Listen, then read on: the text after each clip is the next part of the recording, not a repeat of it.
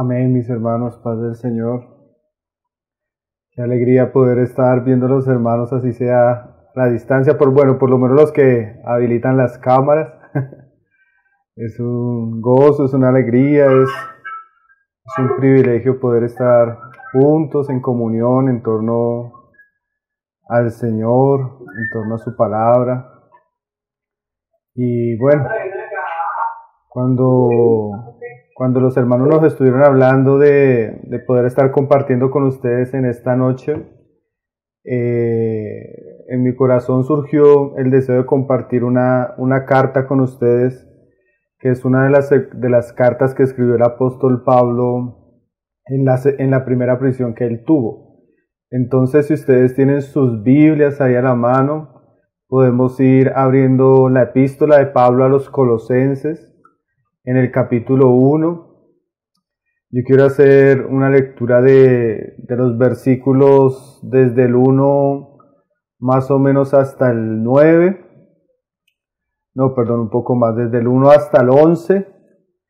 Y poder compartir con los hermanos juntos en este tiempo esos pasajes. Son pasajes que son muy ricos, son pasajes que tienen una profunda enseñanza para nosotros. Aunque si bien Pablo apenas está introduciendo su carta, ya lo que Pablo nos dice es sumamente interesante, sumamente importante en la vida cristiana y puede tener, un efecto yo creo que muy positivo en nuestro andar como creyentes.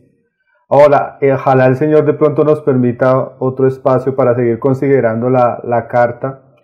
Pero hoy vamos a hacer apenas la lectura del capítulo 1, verso 1 al verso 11, y vamos a estarla meditando juntos, mis hermanos, esperando que el Señor, por su gracia, nos pueda hablar. Yo voy a hacer una oración más, mis hermanos, antes de empezar la lectura, para encomendar este tiempo al Señor. Padre, te damos gracias, Señor, por este tiempo, por cada hermano, los que estamos reunidos a través de esta aplicación, Señor. Permite que tu palabra, Señor, pueda hablar a nuestros corazones, pueda enseñarnos, instruirnos y guiarnos en toda verdad, Padre. Tu palabra es verdad, Señor, y tú la diste como una lámpara para que podamos caminar en medio de la oscuridad, Señor, y poder saber cuál es tu buena, perfecta y agradable voluntad para nosotros. Bendice y ayuda al que habla, Señor, y bendice y ayuda a cada uno de los que oyen, Padre. Lo pedimos en el nombre de tu Hijo Jesús. Amén. Amén, mis hermanos. Entonces, vamos a leer desde el verso 1.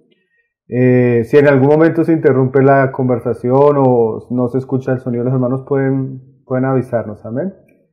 Dice: Pablo, apóstol de Jesucristo, por la voluntad de Dios, y el hermano Timoteo, a los santos y fieles hermanos en Cristo, que están en Colosas, gracia y paz sea de parte, gracia y paz sean a vosotros de Dios nuestro Padre y del Señor Jesucristo. Entonces, esta carta, como lo dice el versículo 1, fue escrita por Pablo. La mayoría de estudiosos y eruditos de las Escrituras llegan a un común acuerdo que esta carta fue escrita en la primera prisión de Pablo. Los hermanos recordarán que el libro de Hechos termina los últimos capítulos hablándonos que Pablo fue preso en Jerusalén y él apeló a César y fue llevado a Roma.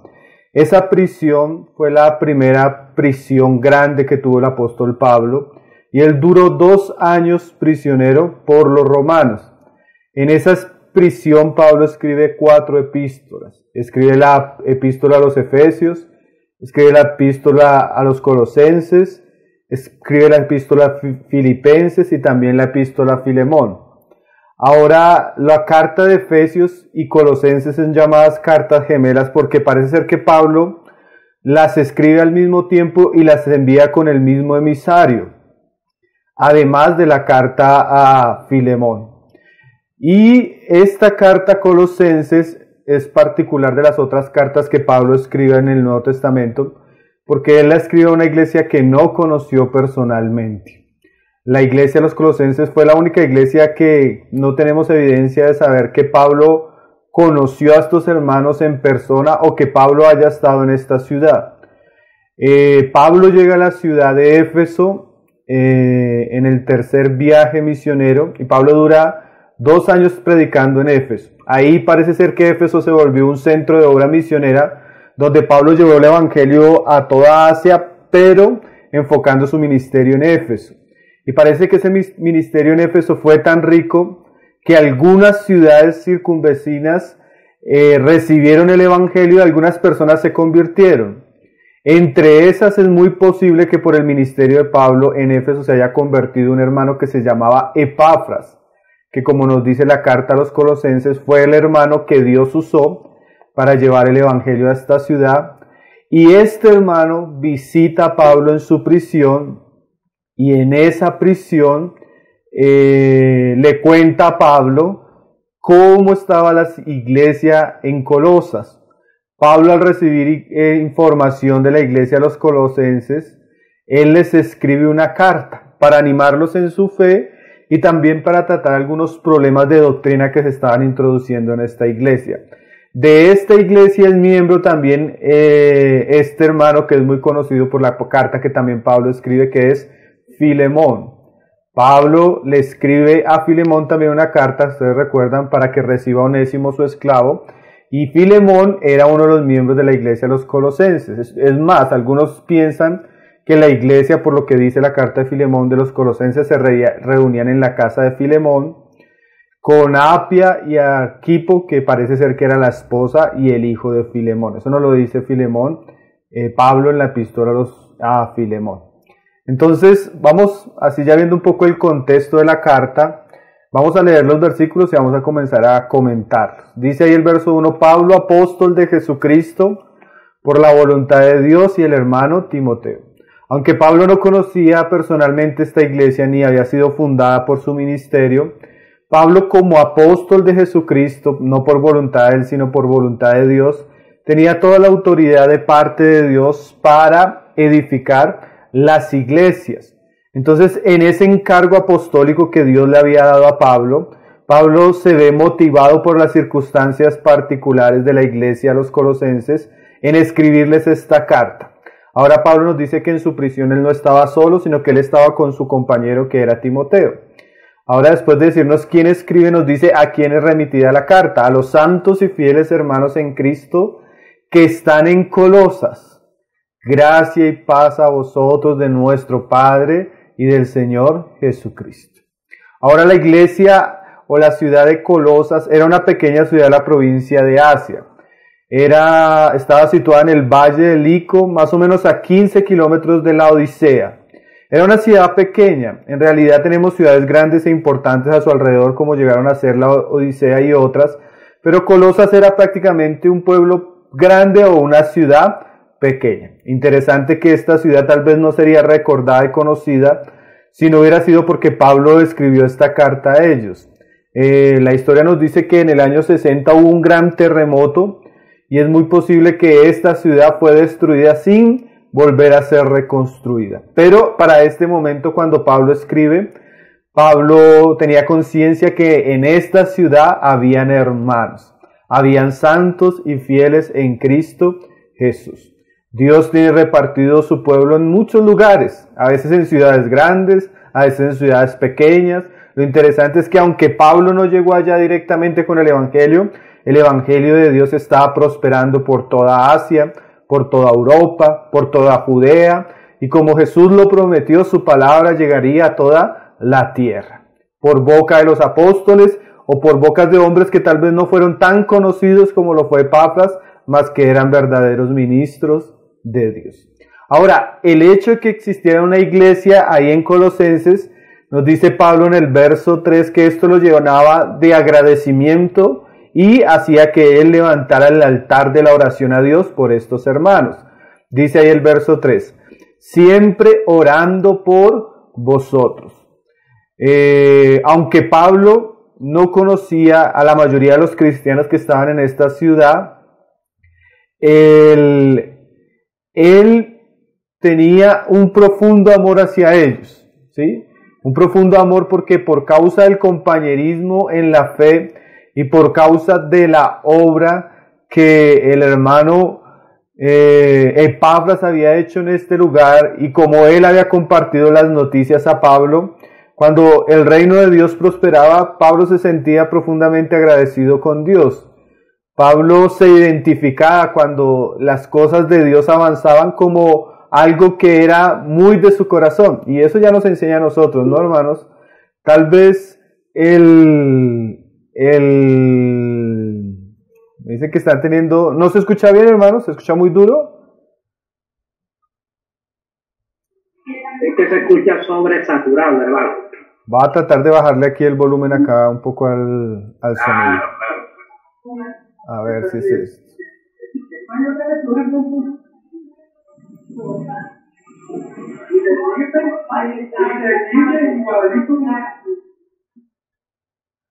Pero no se le baja el micrófono de solapa, le va muy bien. O le baja el volumen, o se... ¿Ahí se escucha mejor, mis hermanos? Muy bajito, pero te habla un poquito más para ver. Ahí se escucha mejor. ¿Cómo está escuchando, mi hermano? Otro poquito, súbalo otro poquito. Pero un poquito nomás, porque se escucha mejor. ¿Ahí se escucha mejor? Sí, ahí se escucha muy bien. Bueno. Listo. Entonces estamos en el 3, donde Pablo dice que está orando por ellos y dando gracias al Dios Padre de nuestro Señor Jesucristo. Ahora, ¿por qué Pablo da gracias? Como veníamos diciendo, él da gracias por lo que va a decir en el versículo siguiente. Habiendo oído de vuestra fe en Cristo Jesús. O sea, Pablo daba gracias porque él se daba cuenta que en esta ciudad, en esta pequeña ciudad de Colosas, había un grupo de personas fieles que creían en Cristo Jesús. Entonces eso lo llenaba él de profundo gozo y lo llevaba también a orar. Y además dice que Epafras le contó no solo la fe de ellos, sino dice ahí, y del amor que tenéis a todos los santos. Entonces la fe cristiana tiene esas dos características. Por un lado nos lleva a una convicción profunda y exclusiva en la persona de nuestro Señor Jesucristo, y por otro lado despierta nuestro amor hacia aquellos que hacen parte del pueblo del Señor Jesucristo. Por un lado nos lleva a adorar a Dios, por un lado nos lleva a amar a nuestros hermanos. Y lo que dice el verso siguiente es que todo esto fue producido por la esperanza que ellos recibieron por haber oído la palabra verdadera del Evangelio. Entonces la palabra verdadera del Evangelio produce que las personas crean en Cristo y puedan amar a los que son de Cristo. Estamos haciendo apenas una lectura rápida porque verdaderamente yo quiero llegar a los versos más adelante para hablar un poco de la oración de Pablo. Solo quiero que vayamos avanzando en los pasajes. Y dice ahí en el verso 6, hablando de la palabra verdadera del Evangelio, Pablo nos dice que ha llegado hasta vosotros así como a todo el mundo, y lleva fruto y crece también en vosotros desde el día que oísteis y conocisteis la gracia de Dios en verdad. Entonces Pablo daba gracias a Dios por este grupo de creyentes y reconocía que la fe y el amor de ellos era fruto del poder que tiene el Evangelio, del poder que tiene la palabra, que por donde iba llevando fruto, iba creciendo en aquellos que oían la palabra de Dios. Ese es el Evangelio que nosotros tenemos, mis hermanos. Un Evangelio que es poderoso, un Evangelio que lleva fruto, un Evangelio que se extiende cada vez más a más rincones de todo el mundo, y un Evangelio que nos lleva a conocer la gracia de Dios en verdad. Después de Pablo hablarnos del Evangelio y de la fe de los colosenses, ahora Pablo, como lo decíamos ahora, nos va a hablar del instrumento que Dios usó. Dice ahí en el verso 7, como lo habéis aprendido de Epafras, nuestro consiervo amado, que es un fiel ministro de Cristo para vosotros, quien también nos ha declarado vuestro amor en el Espíritu. Entonces Pablo conocía a esta iglesia por el testimonio de Epafras, que era un compañero y consiervo de él, y que era un fiel ministro de Cristo, y que Dios había dado este fiel ministro de Cristo a la iglesia, a los colosenses. Entonces, aunque la iglesia de Colosenses no tenía o no había tenido la oportunidad de tener el ministerio del apóstol Pablo, sí tenía ministros fieles, entre esos un Epafras, que era compañero de Pablo, que seguramente había comenzado la obra en esta ciudad y en la ciudad de la Odisea, y quien había contado a Pablo el amor que ellos sentían hacia Pablo, aunque eran distantes en geográfica, estaban con una distancia geográfica. Entonces ese es como el saludo de Pablo, recordando lo que ha recibido el testimonio de Epafras acerca de la obra de Dios en esta ciudad, la obra del evangelio en esta ciudad, el amor de estos hermanos, la fe de estos hermanos, fruto de la palabra de Dios. Ahora Pablo, que es el punto al cual nosotros queremos hoy enfocarnos, nos va a hablar de la oración que él tenía por estos hermanos, porque aunque Pablo no les conocía, él daba gracias a Dios por ellos y no dejaba de orar por ellos. Y vamos a ver cuál era la oración de Pablo y cuál era el propósito de la oración de Pablo. Ahora, ¿por qué es importante conocer la oración de Pablo? En este pasaje que nosotros vamos a leer, vamos a ver lo que es esencialmente una oración verdadera. Vamos a ver lo que es esencialmente hacia dónde deben ser dirigidas nuestras oraciones. Vamos a ver esencialmente cuál es la necesidad que tienen algunas iglesias de la boca de Pablo en sus oraciones. Cuando uno ora generalmente por lo que más le preocupa en su corazón, lo que concentra nuestros pensamientos. Entonces, al ver la oración de Pablo, vamos a ver qué le preocupaba a Pablo. Y es claro que Pablo, estando en la cárcel, seguramente tenía muchísimas preocupaciones.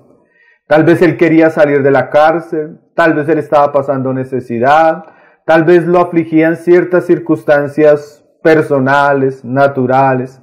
Pero cuando Pablo ora, abre su corazón y podemos comprender qué hay en el corazón de un hombre piadoso que desea que el reino de Dios sea prosperado en esta ciudad. Entonces, vamos a ver la oración, los ingredientes de la oración, el propósito de la oración y hacia dónde Pablo quería apuntarnos. Este es el pasaje que vamos a comenzar ya a meditar como tal sobre la enseñanza de hoy. Dice ahí en el 9, por lo cual también nosotros, desde el día que lo oímos, no cesamos de orar por vosotros. O sea que la oración que vamos a leer fue una oración insistente, una oración continua, una oración profunda que llenó el corazón de Pablo desde que él supo que habían hermanos en esta ciudad y desde que él supo de la fe de ellos.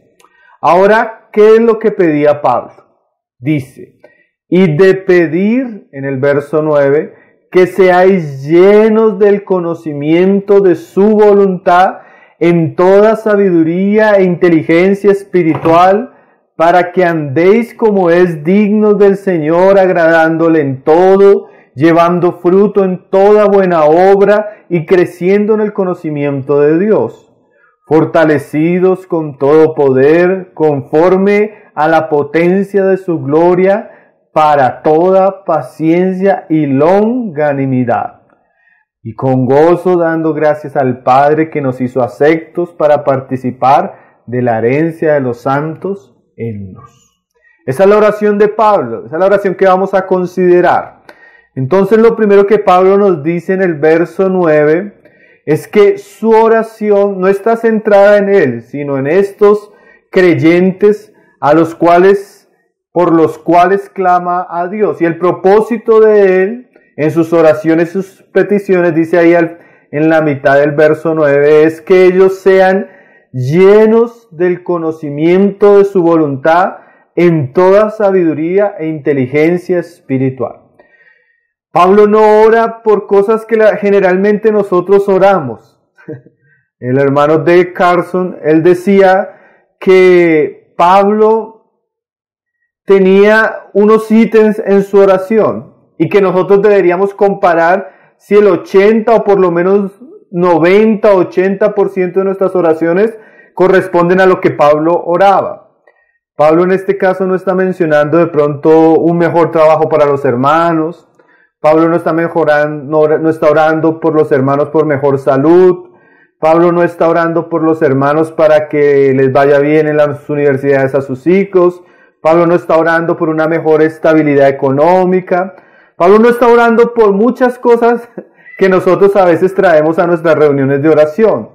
Pablo está orando para que estos hermanos puedan ser llenos del conocimiento de la voluntad de Dios con toda sabiduría e inteligencia espiritual.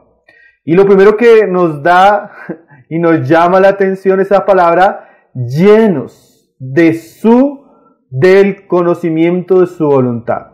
Pablo no solo quiere que los colosenses conozcan la voluntad de Dios, sino que ellos estén llenos de esto. La idea en el griego es que ellos estén completos, repletos, plenos. La palabra en el griego da la idea de que esto abunde en sus vidas. Pablo quería que los colosenses fueran personas llenas del conocimiento de la voluntad de Dios, tanto que estuvieran saturados de este asunto. A Pablo no le interesaba que ellos estuvieran con los bolsillos llenos de dinero. A Pablo les interesaba que ellos estuvieran con el corazón lleno de la voluntad de Dios. Ahora, ¿por qué esto es tan importante? Como Pablo nos dice, ahora ellos tienen la fe en Jesucristo. Pero no es suficiente tener fe en Jesucristo. Como cristianos necesitamos conocer cuál es la voluntad de Jesucristo. Ser llenos de la voluntad de Jesucristo. Entender cuáles son sus propósitos divinos, santos y eternos para nuestra vida. Y Pablo levanta su oración por eso. Qué gran ejemplo, ¿no, hermanos? Nosotros deberíamos orar, oh Padre, permite que nuestros hermanos que viven en nuestra ciudad o que viven en tal ciudad, ellos puedan ser repletos, ellos puedan ser saturados, ellos puedan abundar en el conocimiento de tu voluntad. Este es el ejemplo de la oración del apóstol Pablo. Ahora, Pablo habla de dos instrumentos que hacen parte de esa voluntad: la sabiduría y la inteligencia espiritual. Nosotros conocemos la voluntad de Dios en toda sabiduría e inteligencia espiritual. Pablo deseaba que los cristianos no fueran ignorantes, hermanos. Pablo deseaba que los cristianos no fueran personas que no tuvieran inteligencia espiritual. Podríamos decir, Pablo no deseaba que los cristianos fueran torpes espiritualmente. Pablo no deseaba que los cristianos fueran ignorantes en cuanto a los designios divinos de nuestro Señor Jesús. Tanto, mis hermanos, que Él está orando por eso, orando fervientemente desde que supo que ellos eran creyentes, para que ellos fueran llenos del conocimiento de la voluntad de Dios. Pablo cumple lo que dice Santiago: si alguno tiene falta de sabiduría, pídala a Dios. Asimismo, él estaba pidiendo a Dios no por él mismo, sino por los hermanos. ¿Y por qué Pablo pide por esto? Esto es un asunto muy relacionado a la vida cristiana y también al ministerio de Pablo. Si ustedes tienen ahí su Biblia abierta, van al verso 24 de esta misma carta. Pablo nos dice que él sufría aflicciones y padecía por la iglesia, que era el cuerpo de Cristo. Y en el verso 25 él dice que él era ministro según la administración que le había sido dada para con vosotros, para que anuncie cumplidamente la palabra de Dios. Pablo dice que Dios le concedió el ministerio de la palabra. Ahora ese ministerio de la palabra tenía que ser entregado cumplidamente, porque ese era uno de los trabajos que Dios le había encomendado como apóstol. Pero vamos a ver cómo el conocimiento de la voluntad de Dios, mostrado por la sabiduría y la inteligencia espiritual, no viene de cualquier manera. Eso está muy relacionado a la persona de Cristo y al ministerio de la palabra. Porque mire lo que dice el verso siguiente, en el 26. Dice: el misterio que había estado oculto desde los siglos y edades, pero que ahora ha sido manifestado a sus santos, a quienes Dios quiso dar a conocer las riquezas de la gloria de este misterio entre los gentiles, que es Cristo en vosotros, la esperanza de gloria. Pablo nos habla de que él habla de un misterio, el misterio de Cristo, que es una gloria para los gentiles.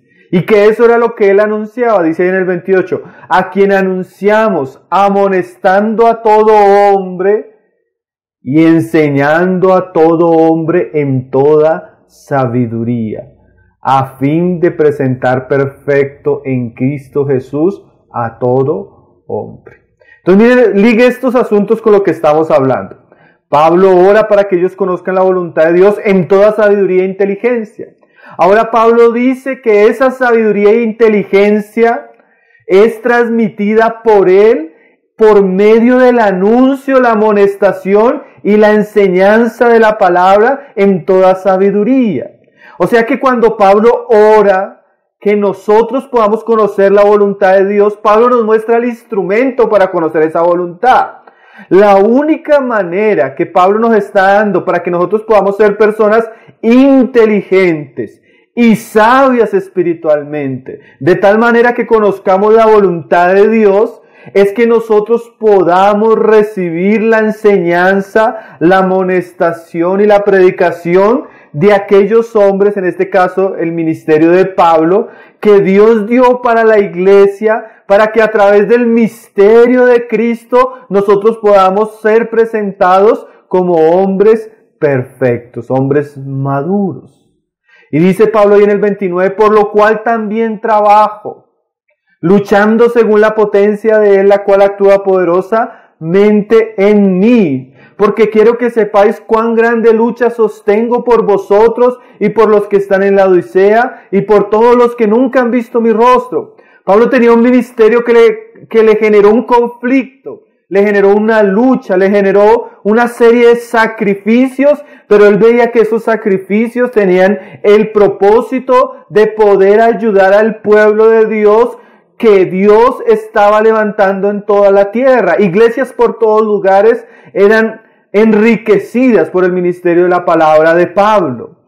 Y miren lo que dice el verso 2 del capítulo 2. Para que sean consolados sus corazones unidos en amor hasta alcanzar todas las riquezas del pleno entendimiento. O sea que el ministerio de Pablo y el sufrimiento y la predicación de Pablo hacía que el corazón de los santos fuera consolado, unido en amor, y ese corazón comenzara a alcanzar las riquezas del pleno entendimiento. Entonces lo que Pablo está orando en el capítulo 1, verso 10 y verso 9, es lo que hacía parte de su ministerio. Su ministerio de enseñanza en la palabra tenía el propósito de enriquecer el entendimiento de los santos de tal manera que los llevara a la plenitud del conocimiento del misterio de Dios el Padre y de Cristo. O sea que cuando una persona cree, mis queridos hermanos, es una persona que tiene fe, pero es una fe, si se puede decir, pobre en el sentido de que necesita ser enriquecida por la palabra de Dios, de tal manera que su inteligencia y su sabiduría espiritual sea enriquecida por el ministerio de la palabra que Dios nos dejó en las Escrituras a través de los apóstoles. Y ese misterio de la palabra o ministerio de la palabra nos enriquece para que conozcamos a nuestro Padre y a Cristo. Como dice en el verso 3, en quien están escondidos todos los tesoros de la sabiduría y del conocimiento. Entonces cuando Pablo quiere que nosotros seamos inteligentes y sabios, conociendo la voluntad de Dios, esa sabiduría y esa inteligencia se adquiere plenamente por la enseñanza y la consolación de las Escrituras, que no solo produce que nuestra mente conozca más plenamente lo que es la voluntad de Dios, sino nos lleva plenamente a la persona de Dios y su Hijo, donde está la verdadera sabiduría y el conocimiento. Hermanos, esto es un asunto muy grandioso y muy importante. Dios quiere que nosotros crezcamos en el conocimiento de su voluntad. Y esa voluntad viene a través de su sabiduría e inteligencia que está escondida en Cristo. pero el medio por el cual nos acercamos a esa sabiduría e inteligencia que se encuentra en nuestro Señor es a través del enriquecimiento del ministerio de la palabra de sus siervos, los apóstoles, que se encuentra en las Sagradas Escrituras. Entonces el primer ingrediente que nos muestra Pablo en su oración es que él no quiere que los creyentes en la iglesia de Colosas sean ignorantes. Él no quiere que los creyentes en la iglesia de Colosas sean personas necias, sino por el contrario ellos puedan ser sabios e inteligentes en toda sabiduría espiritual. Y eso se adquiere, en este aspecto se crece, en este aspecto maduramos por medio de la palabra de Dios. El creyente que por la gracia de Dios comienza a sumergirse cada vez más profundamente en las Escrituras, es un creyente que va a percibir cómo Dios lo va haciendo sabio, es un creyente que va a percibir cómo Dios lo va haciendo inteligente.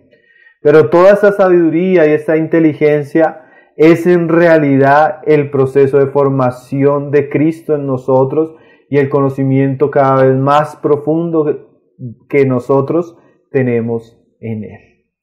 Entonces deberíamos orar por eso, hermanos. Señor, permíteme conocer los misterios de la sabiduría que se encuentran en Cristo Jesús. Permíteme abundar en tu palabra, Señor. Permíteme abundar en las Escrituras. Permíteme poder recibir el ministerio de aquellos que tú has puesto, en este caso el apóstol Pablo y los escritores del Nuevo Testamento, para que yo pueda enriquecer mi fe. Amén. Dios nos muestra a través del ministerio de Pablo que es necesario orar, hermanos, para que personalmente, familiarmente, como iglesias, podamos crecer en el conocimiento de la voluntad de Dios. Que nuestras iglesias estén llenas de hombres, mujeres, ancianos, jóvenes, niños, saturados del conocimiento de Cristo y la sabiduría divina, capacitados para poder vivir de manera correcta la vida cristiana. Pero ninguna de estas cosas, mis hermanos, se va a obtener si no somos enriquecidos por la palabra de Dios, donde se encuentran los misterios de Cristo. Amén. Ese es el primer aspecto. Pablo quiere, y ojalá nosotros también queramos. Pablo oraba, y ojalá también nosotros oremos. Pablo trabajaba, y ojalá también nosotros podamos trabajar para que realmente podamos tener a nuestro alrededor y vivir una vida de iglesia donde conocemos la voluntad de Dios y somos personas sabias que estamos creciendo en la inteligencia espiritual. Ahora volviendo ahí al capítulo 1, después de decir y de pedir que seáis llenos del conocimiento de su voluntad en toda sabiduría e inteligencia espiritual, esto tiene un propósito. El conocimiento de Cristo, la sabiduría divina, la inteligencia espiritual, no nos es dada para que tengamos títulos de teólogos. La palabra de Dios no es para crecer en un orgullo donde nos creemos sabios. La palabra de Dios tiene un propósito, dice ahí en el verso 10, para que andéis como es digno del Señor. Dios no quiere teólogos, Dios quiere santos. Dios no quiere hombres que se osanan de su sabiduría, Dios quiere hombres piadosos. Entonces la sabiduría que el Señor nos da, la inteligencia que Él nos da de su palabra, no tiene como fin que enriquezcamos nuestras bibliotecas con libros, sino tiene como fin de que andemos como verdaderos cristianos en toda nuestra manera de vivir. Que andemos como el Señor anduvo. Y aquí Pablo nos muestra un binomio inseparable. El conocimiento debe llevarnos a un andar que corresponda a ese conocimiento. El conocimiento verdadero nos lleva a la práctica de la verdad. La información correcta que recibimos a través de la doctrina sana debe transformar nuestras vidas en vidas piadosas. Necesitamos tener el conocimiento correcto, porque también sin el conocimiento correcto no vamos a tener la vida correcta. Ahora eso es tremendo, hermanos, porque en general el cristianismo de nuestros días es un cristianismo que carece abundantemente de la palabra de Dios. Por eso la mayoría de cristianos, aunque son muy fervientes y en alguna manera entusiastas, ellos no pueden vivir de la manera correcta su vida cristiana, porque para vivir de la manera correcta tenemos que tener la doctrina correcta. ¿Sí? La verdad nos lleva a la piedad. La teología nos lleva a la ética. ¿Sí? Ahora, también sería una contradicción decir que tenemos buena doctrina y vivimos como impíos. ¿Sí? La buena doctrina debe conducirnos a la vida cristiana saludable, ejemplar, de buen testimonio, que causa admiración en nuestras familias y en las personas que nos rodean, para que andéis como es digno del Señor. El Señor no solo está interesado en que nosotros seamos personas informadas por la verdad, sino Dios desea que seamos personas transformadas por la verdad. ¿Sí? Hay algunos de nosotros que nos gusta leer buenos libros, escuchar buenas conferencias. Pero hermanos, eso debe canalizarse en una vida cristiana digna. No es que esté malo leer buenos libros, no es que sea malo escuchar buenos predicadores, asistir a campamentos, conferencias, sino que eso debe tener la intención y el objetivo primordial de transformar nuestra vida para que nuestro andar sea agradable al Señor. Amén. Ahora, ¿cómo es un andar agradable? ¿Cómo es un andar digno? Porque Pablo es un maestro extraordinario. Pablo nos explica hasta eso que es andar de una manera digna al Señor. Dice ahí Pablo en el mismo versículo 10, 3 ítems importantísimos, mis hermanos, de qué es andar como es digno del Señor. Primero, agradándole en todo. Segundo, llevando fruto en toda buena obra. Tercero, y creciendo en el conocimiento de Dios. Hermano Pablo, ¿yo cómo puedo vivir una vida digna del Señor? Primero, agradándole en todo. Segundo, llevando fruto en toda buena obra. Tercero, creciendo en el conocimiento de Dios. Pablo es un buen maestro. Pablo nos explica qué es un andar digno. Vamos a considerar cada una de estas cosas.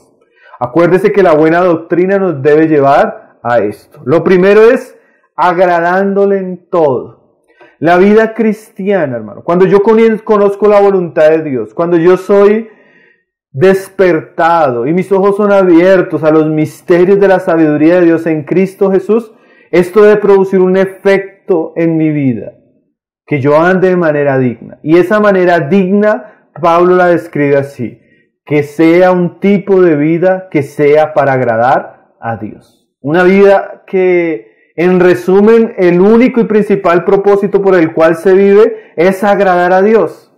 Un cristiano que está andando de manera digna es un cristiano que usa todas sus fuerzas para dirigir su vida a complacer y agradar en todo a Dios. Los teólogos de la Confesión de Fe de Westminster, que fue una de las confesiones de fe reformadas más importantes en la historia del cristianismo, ellos llegaron a concluir que a la luz de la palabra, el fin principal del hombre es glorificar a Dios y disfrutarlo para siempre. El Evangelio, hermanos, la fe cristiana y el conocimiento profundo de Dios nos libera a nosotros de uno de los grandes males que sufre nuestra generación. ¿Y cuál es el gran mal que sufre nuestra generación? Nuestra generación, como la generación de Adán después de su caída, es una generación, el hombre en general es un hombre que se caracteriza porque es hedonista. ¿Qué es el hedonismo? Es el sistema de pensamiento donde los hombres viven para satisfacerse a sí mismos. El Evangelio nos libra de esa miseria, hermanos, porque cuando venimos a Dios y encontramos a Cristo y la profundidad de su palabra, ya no vivimos para satisfacernos a nosotros mismos, como si nosotros fuéramos nuestros dioses y como si el único propósito de nuestra vida fuera complacer nuestros deseos, sino que ahora vivimos para satisfacer y para la gloria de Dios. Ya no buscamos la satisfacción propia. Ahora seguimos a Cristo y nos negamos a nosotros mismos y buscamos agradar a Dios en todo. Usted ve la incongruencia, mi hermano, en los falsos evangelios que se predican hoy en día. Hoy en día a usted se le ofrece en una iglesia que venga, que Dios le va a dar todo lo que usted quiere.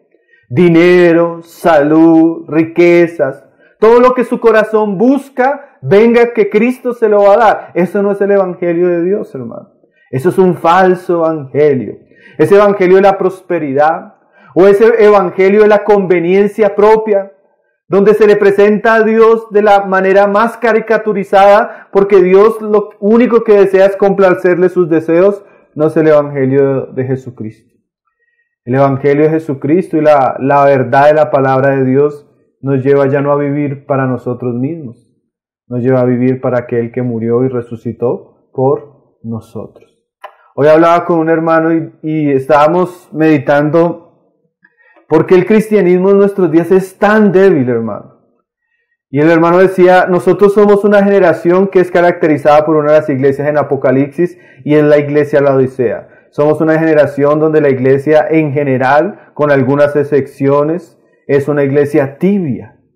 Es una iglesia que no conoce el compromiso, no conoce el sacrificio, no conoce la santidad y no conoce cosas como lo que vamos a ver ahora, que es el servicio cristiano. ¿Y por qué no conocemos eso? Entonces decía nuestro hermano, cuando un joven cristiano santo hace unos siglos iba a la universidad, su mayor propósito era glorificar a Dios en la universidad y si podía su mayor deber era poderle predicar a todos sus compañeros. Hoy lastimosamente los jóvenes cristianos viven para sí mismos y su mayor deseo cuando van a la universidad es sacar buenas notas. Ser profesionales, tener dinero, tener una buena familia, tener un buen carro. Y aunque eso no es pecado, si eso es el centro de nuestra vida, ¡qué vida miserables, hermanos! Cuando yo no vivo para agradar a Dios y honrar a Dios y sacrificarme por Dios, todo lo que haga va a ser un día puesto en el altar del fuego y el olvido. Perdí mi tiempo, perdí mi salud, perdí mis mejores años. ¿Cuántos se necesitan en nuestras iglesias hombres como Timoteo, jóvenes como Timoteo, que no busquen lo suyo propio, sino lo que es de Cristo Jesús? ¿Cuántos se necesitan personas que no estén buscando el dinero insaciablemente, sino que estén buscando el reino de Dios y su justicia? ¿Cuántos se necesita hombres y mujeres que estén dispuestos a sacrificar sus dioses en el altar sagrado a Jehová de los ejércitos y poder vivir para Él? Hermano, la verdadera doctrina siempre saca al hombre del centro y establece a Dios como el único que debe ser adorado, amado, servido y honrado en nuestras vidas. Eso es andar digno. Andar digno no es solo no pecar, no es solo no fornicar o no es solo no emborracharse. Andar de una manera digna como cristianos es andar como hombres que vivimos para satisfacer y agradar a nuestro Dios en Cristo Jesús. Lo segundo que Pablo nos dice, después de hablarnos que andar digno es agradándole en todo, dice el verso 10, dice, llevando fruto en toda buena obra. Si estamos conociendo a Dios, hermano, su doctrina, su sabiduría, si somos personas inteligentes espiritualmente hablando, si estamos caminando en el camino de andar y agradar a Dios sobre todas las cosas, ¿sabe qué va a aparecer en nuestras vidas, hermano? Las buenas obras. El conocimiento de Cristo verdadero siempre está expresado en la vida del cristiano a través de buenas obras. Las buenas intenciones y las palabras bonitas pueden ser hermosas, hermano. Los cánticos pueden ser hermosos en nuestros labios, pero eso no es suficiente ni revela nuestra verdadera condición. Somos realmente conocidos por nuestras buenas obras. El cristiano verdadero manifiesta en su vida cristiana un servicio cristiano y un fruto cristiano. Su unión a la vid verdadera, que es Cristo, se manifiesta a través de frutos verdaderos.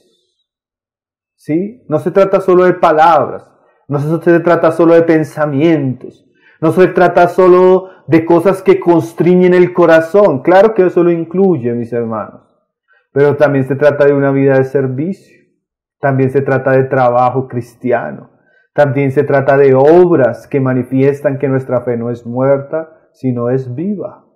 Y Pablo oraba por estas cosas. Tal vez usted, como yo en este momento, me siento reargüido, porque tal vez si yo miro mi vida cristiana es lamentable. Llevo 15 años, 5 años, 3 años viviendo para mí mismo. Aunque soy cristiano, sigo viviendo para agradarme a mí. O otro peor mal, para agradar a las personas. Aunque llevo 5, 10, 15 años como cristiano, todavía no tengo un servicio cristiano. Todavía no tengo obras que honren y sirvan a nuestro Señor. Todavía cuando miro a mi alrededor, no aparecen los frutos. Mis hermanos, necesitamos orar. Y tal vez no necesitamos solo orar, tal vez necesitamos llorar. Y tal vez no solo necesitamos orar y llorar, sino tal vez necesitamos ayunar. Para que Dios en su misericordia pueda hacer algo en nuestra generación y pueda levantar iglesias llenas de hombres y mujeres llenos de fruto espiritual, santos, piadosos, consagrados, entregados verdaderamente al servicio de Dios. Tal vez no solo deberíamos llorar, ayunar, tal vez deberíamos rasgar nuestras vestiduras. ¿Sí?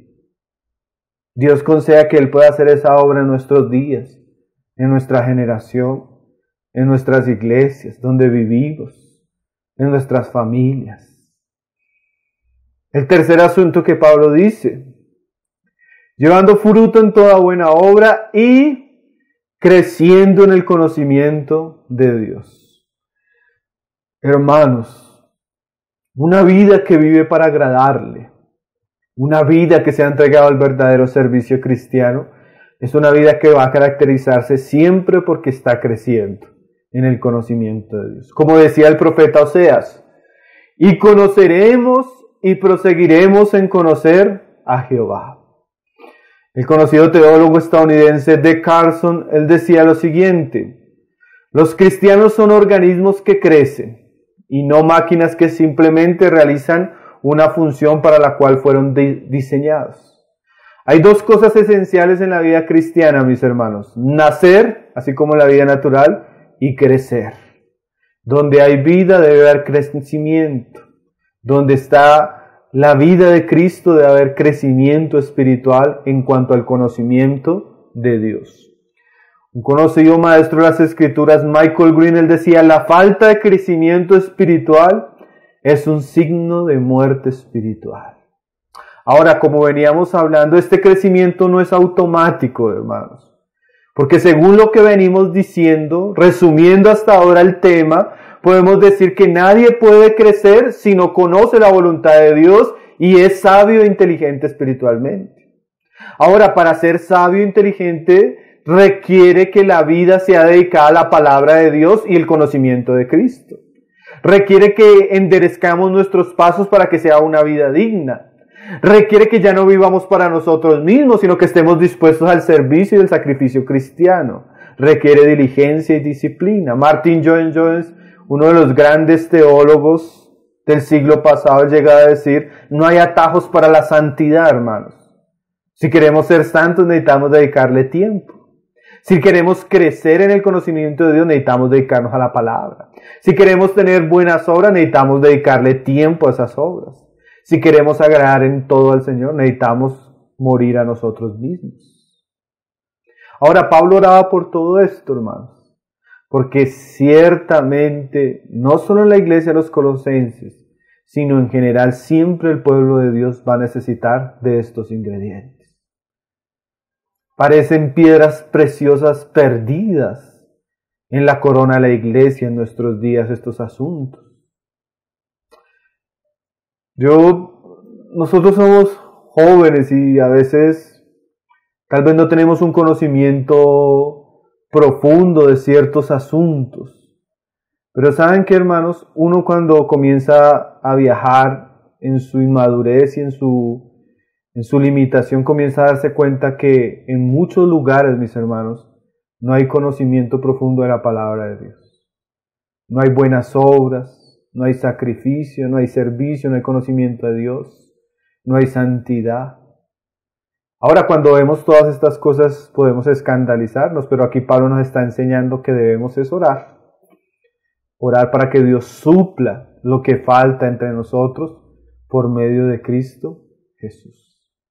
Ahora, después de Pablo mostrarnos que él ora por la voluntad de Dios y el conocimiento de Cristo, que este conocimiento tiene como fin llevarnos a un andar agradable al Señor, ahora Pablo va a orar para que Dios nos dé la fuerza para esto.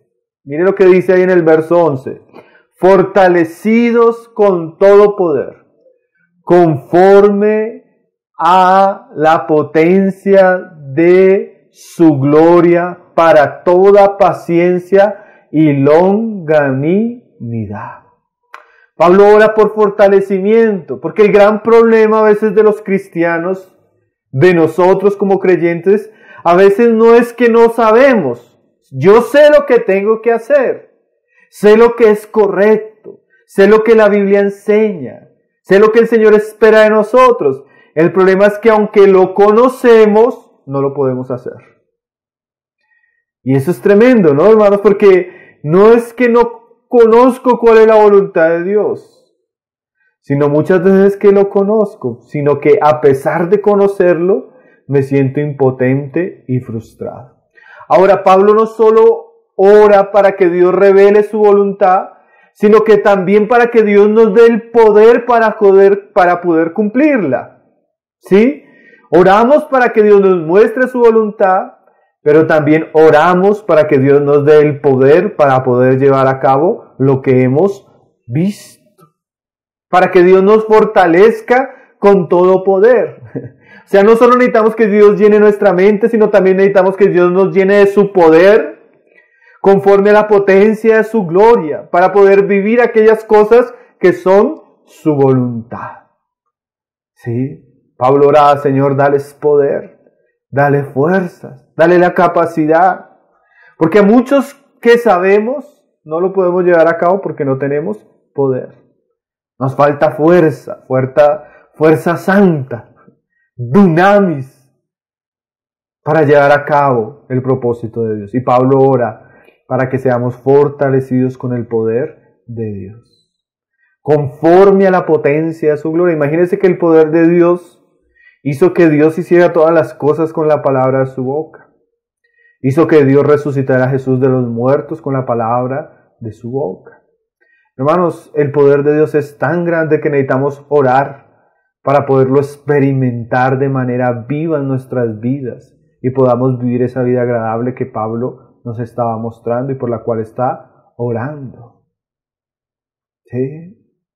Ahora, hay otro para. Pablo como que nos está poniendo una serie de eslabones que hablan de la vida cristiana. Y usted sorpréndase, Pablo hasta ahora está introduciendo su carta. ¿Qué cosas irá a decir Pablo en el capítulo 2, 3 y 4? Si esto es apenas el saludo, mire a dónde ya estamos, hermanos. Mire ese para toda paciencia y longanimidad. Estamos en el verso 11, ¿no? Dios quiere que conozcamos su voluntad. Eso nos lo enseña Pablo a través de la enseñanza. Dios quiere que podamos andar de manera digna de acuerdo al conocimiento de esa voluntad. Dios quiere, y Pablo ora para que seamos llenos del poder de Dios. Ahora esto desemboca en dos asuntos: para toda paciencia y longanimidad.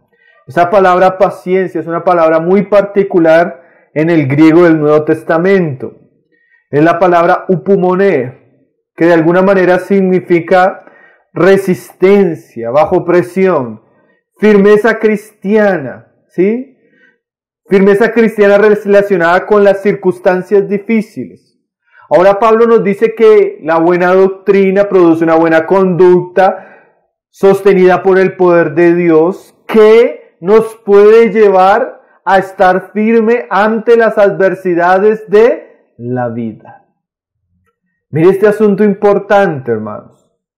Dios quiere animarnos, llenarnos, enseñarnos, fortalecernos, para que podamos ser personas que estemos en la capacidad de soportar las adversidades de la vida sin escandalizarnos, sin desanimarnos y sin alejarnos de Él. Alguien definió esta palabra upomoné como consiste en aceptar con coraje todo lo que la vida nos puede hacer y transformar hasta el peor evento en un evento que nos sirva para avanzar en el camino hacia la gloria. Michael Green define esta palabra así: paciencia o perseverancia, que algunas veces en el Nuevo Testamento es traducida perseverancia. Él dice es la disposición mental que no se ve sacudida por la dificultad y aflicción y que puede resistir las acechanzas satánicas y la oposición del mundo exterior. Pablo está orando para que estos cristianos puedan ser fuertes y firmes y llenos de paciencia santa. Ahora, Pablo, ¿por qué ora eso, hermanos? La misma experiencia de Pablo nos lo enseña. La vida cristiana, aunque gloriosa, hermanos, aunque preciosa, aunque santa, aunque solemne, porque así es la vida que tenemos nosotros como cristianos. La vida cristiana, aunque gloriosa, no es un lecho de rosas, hermanos. No es una alfombra de terciopelo. Todavía no hemos llegado al cielo, ¿cierto? En este mundo lloramos. En este mundo pasamos tormentas, en este mundo navegamos mares agitados, en este mundo cruzamos desiertos, en este mundo sufrimos ataques externos, miedos internos, oposición, debilidad en la salud, luchas con los hermanos, luchas con la familia, luchas con la economía. Hay una cantidad de adversidades que hacen parte del sistema en el cual vivimos, que la Biblia llama mundo. En este mundo tendremos que aflicción. Y Pablo oraba para que ellos fueran fortalecidos conforme al poder de Dios y ellos pudieran enfrentar y lidiar con las circunstancias adversas con una paciencia triunfante. Una paciencia que los llenaba de esperanza. Una paciencia que los llenaba de fe. Porque en español, y eso es lo difícil de la traducción de la palabra upomoné al español, la paciencia en el español, el término es muy pasivo, ¿sí? Es como soportar nomás. Pero la idea en el griego de la palabra upomoné es una paciencia triunfante, es una paciencia victoriosa.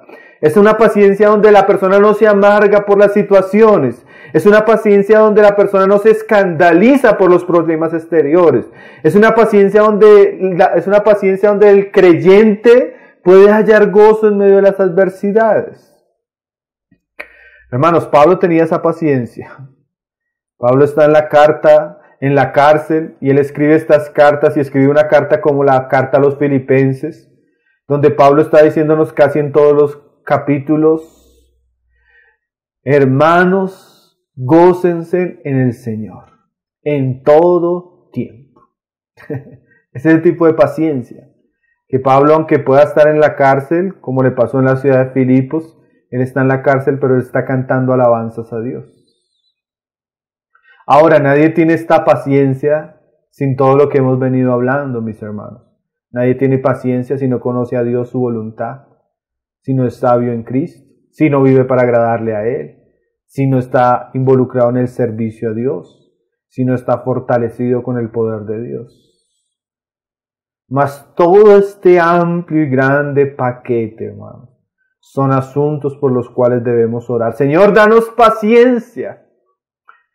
Danos poder para poder enfrentar las circunstancias y no dejarnos vencer por ellas. Danos poder, Señor, para tener ánimo en medio de la adversidad, Señor. Danos poder para enfrentar las tristezas con alegría. Danos poder para enfrentar la soledad con gozo. Danos poder para enfrentar la oposición con perseverancia, Señor. Eso es parte de aquellas cosas por las que Pablo oraba por la iglesia. Paciencia. Upomene.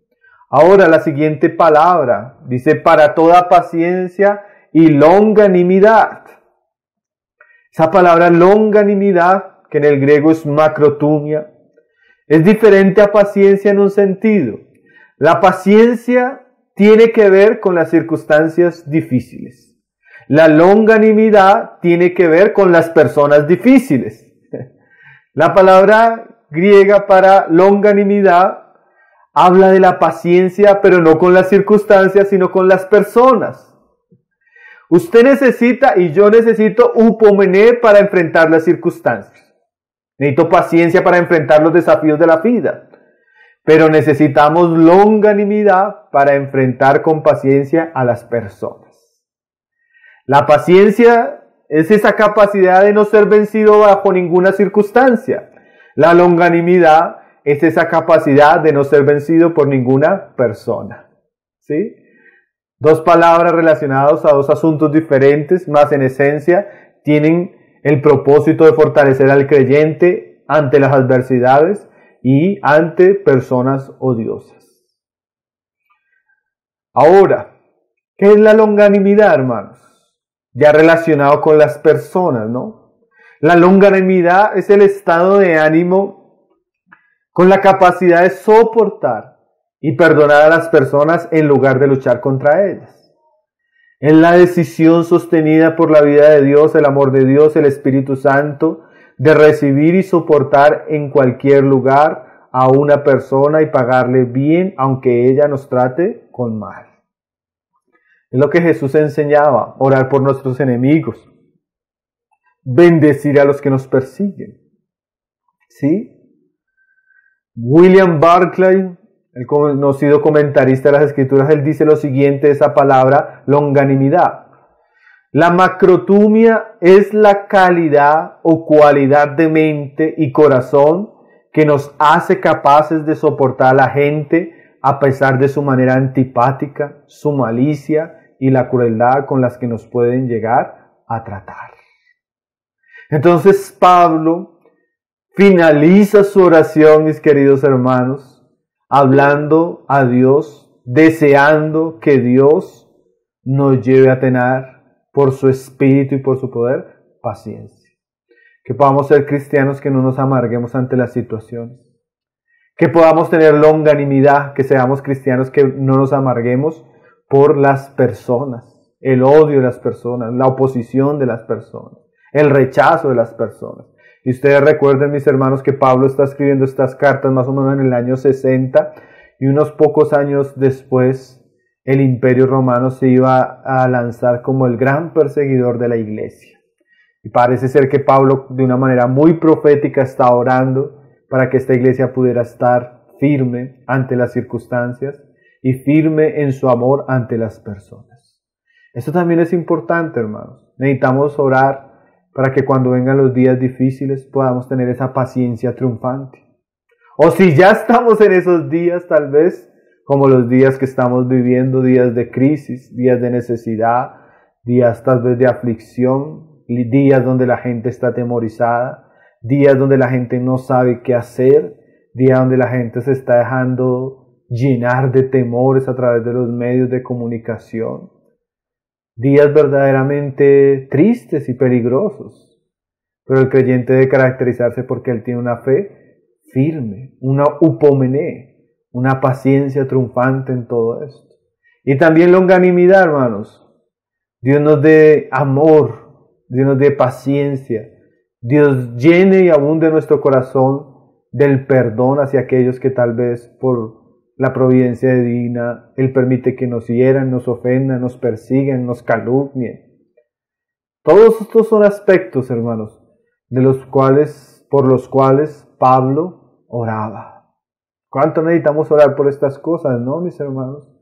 Aprender del ejemplo de Pablo con los colosenses y aplicarlo a nuestra vida, a nuestras personas cercanas, a nuestros familiares, a los miembros de la iglesia donde vivimos, a las iglesias que están cerca y también a las que están lejos. Qué corazón tan amplio tenía Pablo, ¿no? Qué visión tan profunda. acerca de lo que es la vida cristiana y cuánto podemos aprender de Él. Y termina Él ahí cerrando su oración en el verso 12. Con gozo, dando gracias al Padre, que nos hizo actos para participar de la ciencia de los santos en luz. Pablo termina su oración no entristeciéndose, como tal vez nosotros después de ver la oración de Pablo decimos, ¡ay, Señor! ¿Cuánto yo necesito de esta oración? ¿Cuán mal me siento, Señor? Pero Pablo, aunque él conocía que definitivamente los colosenses necesitaban esto, Pablo no cierra su oración con tristeza, sino Pablo termina su oración con gozo, dando gracias al Padre. ¿Qué cosas, no, hermanos? ¿Por qué Pablo da gracias al Padre? Que nos hizo actos para participar de la herencia de los santos en luz. Hermano, estas cosas que hemos hablado no son cosas que vienen de nosotros. No se producen en el esfuerzo humano. Son cosas que recibimos del trono de Dios. Por eso es tan importante la oración. Son cosas que Dios quiso hacer en Cristo Jesús. Dios en Cristo Jesús nos está haciendo actos, hermano, para participar de la herencia de los santos en luz. Esto no debe ser algo lejano para el creyente, porque si el creyente está en Cristo, la voluntad de Dios en Cristo es que nosotros participemos de todas estas cosas, como una herencia que Dios quiere darnos a todos los que estamos en la luz de su Hijo. Así que no sea tímido, no sea cobarde, no sea una persona que se escandaliza ni siquiera con la palabra. Ore a Dios, porque Dios le puede llenar de esto y mucho más. Dios puede hacer que usted abunde en estas cosas, cosas que para usted tal vez son imposibles. Si Dios quisiera abrir el cielo y las puertas del cielo con todas sus bendiciones y con todas sus gracias, nosotros podríamos participar de esto y mucho más, porque en Cristo Jesús tenemos una gran herencia. Que Dios pueda, hermanos, concedernos a nosotros poder tener ese corazón de Pablo para orar por personas de esta manera, pero que Dios también nos conceda a nosotros que aquellas cosas por las cuales Pablo oraba para los colosenses puedan ser parte de nuestra vida. Entonces, pues hicimos apenas una lectura de los primeros versículos de la epístola a los colosenses, donde Pablo nos muestra su oración por estos hermanos y algunos aspectos importantes de la vida cristiana. Tal vez en algún otro momento el Señor nos permita avanzar más versículos, porque como decíamos, hasta ahora estamos en la puerta del atrio. Nos queda por conocer más adelante el lugar santo y el lugar santísimo de la epístola a los colosenses. Pero yo creo que es suficiente para que podamos meditar y para que podamos considerar aquellas cosas que el Señor ha hablado a nuestro corazón. Me da mucha alegría poder compartir con ustedes, mis hermanos. Llevamos tal vez, yo creo que más de casi 2 años, año y medio, 2 años con los que tal vez no podíamos compartir con los santos en Cartagena. Y para mí es una gran alegría poder estar esta noche con ustedes, mis hermanos. Espero que la palabra haya sido de bendición y que pueda tener fruto en nuestra vida. Principalmente lo pido por mí, mis hermanos. Yo voy a hacer una oración para terminar el tiempo de la palabra y para que los hermanos ya puedan abrir sus micrófonos y puedan llevar a cabo como acostumbran sus reuniones, mis hermanos. Amén. Padre, te doy gracias, Señor, por esta noche, por la palabra que tú nos permites leer, Señor. Señor, ¿cuánto necesitamos nosotros orar por estas cosas, Padre? ¿Cuánto necesitamos conocer tu voluntad, ser sabios, inteligentes, Señor? ¿Cuánto necesitamos vivir de una manera digna, Señor? Agradándote, dando frutos, Señor. ¿Cuánto necesitamos, Señor, ser fortalecidos en nuestro hombre interior, Señor? Para toda paciencia, para toda longanimidad, Padre. Que la oración de tu siervo, Señor, sea nuestra oración, Señor. Que aquellas cosas que Pablo pedía para los colosenses sean también para nosotros, Señor, como parte de la herencia que tenemos en Cristo Jesús. Te damos gracias por esta noche, por este tiempo, por estos medios, Señor, por los cuales podemos tener comunión en ti y por los cuales podemos enriquecernos en torno a tu palabra, Padre. dándote las gracias en todo por medio de tu Hijo Jesucristo, Señor. Amén.